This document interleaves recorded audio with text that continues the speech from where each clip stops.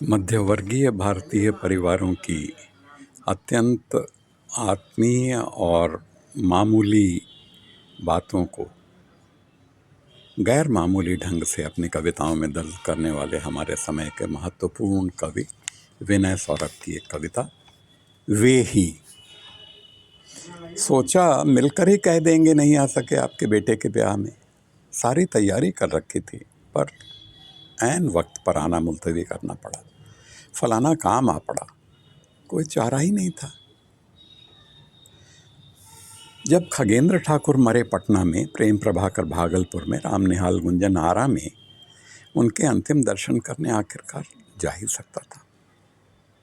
यह ख्याल आता है अक्सर देर रात गए आधी नींद के बीच, जैसे कोई पत्थर आज भी सीने में लुढ़कता रहता है आत्मग्लानि का भार लिए।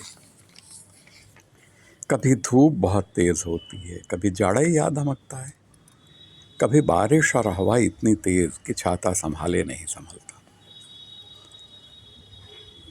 इस तरह से कई ज़रूरी मौक़ों पर जाना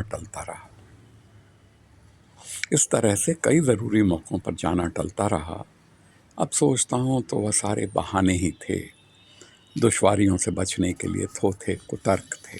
बस अपने कवि होने की मानी पर शर्मिंदा होता हूँ चुपचाप।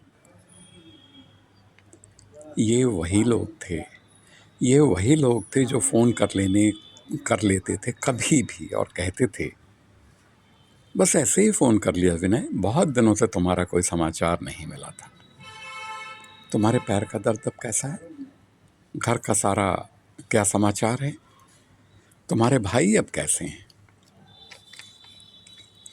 जो जेठ की तपती दोपहरी में किसी शव यात्रा में शामिल होते हैं और ज़रूरत पड़ने पर आंधी पानी में भी जानकारी मिलते ही किसी तरह पहुंच जाते हैं अस्पताल। वे कौन हैं?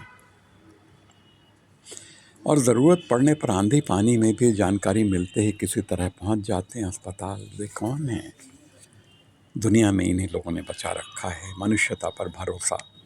रिश्तों के अर्थ बहुत इनसे ही बचे हैं।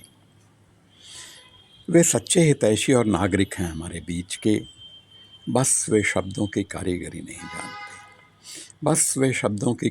नहीं जानते। वे सही समय पर पहुंचते हैं जहां पहुंचना होता है, बदहवास से, पसीने से भरा, रूखा चेहरा लिए और अस्त व्यस्त, यह कहते हुए कि अभी पता चला भाई साहब और सीधा चला आ रहा हूँ। अभी पता चला भाई साहब और सीधा चला आ रहा हूँ।